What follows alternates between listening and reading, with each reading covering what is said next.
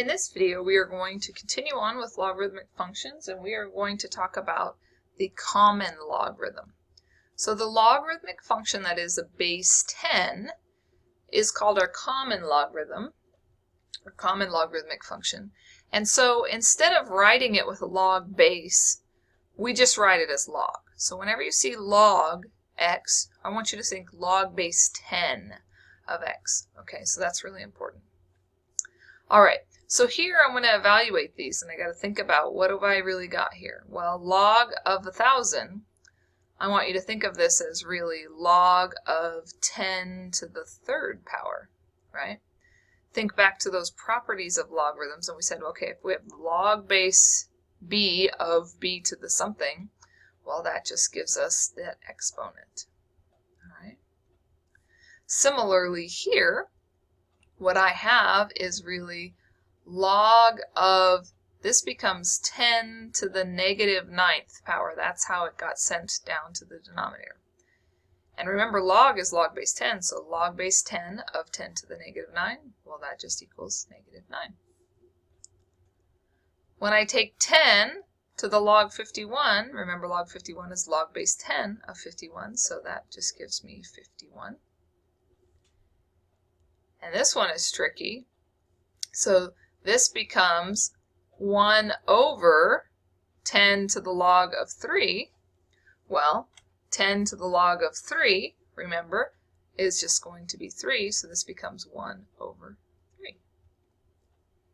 So properties of logarithms still apply. Just remember that when we don't see a base, we're just dealing with log base 10. That's our common logarithm. All right, let's take a look at this last problem here. So I'll just found the number of bass in a lake could be approximated using this logarithmic function, where t is the number of years since the lake was originally stocked. Find the bass population after 4 years. So what we're looking for here is f of 4. Oops. F of 4, which gives me 500 plus 1200 log of 4 plus 1. Well, this we actually can do in our calculator. Our calculators can do log base 10. So you're going to look on your calculator, you're going to look for the log button, and what we're going to do is we're going to figure that out by saying what is log of 5?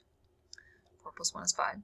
And then we're going to multiply that by our 1200. Okay.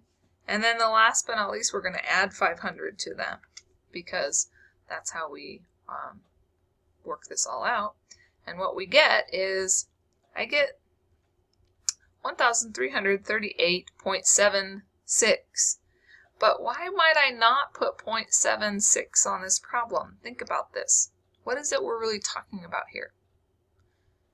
We're talking about the number of bass in a lake. Can I have 0.76 of a bass? Doesn't make sense. So I'm going to go ahead and round this to the nearest whole. Okay, 1,338.76 rounds to 1,339, and I'm going to write bass because that's the unit so we're working with here. Okay, that's all for this one.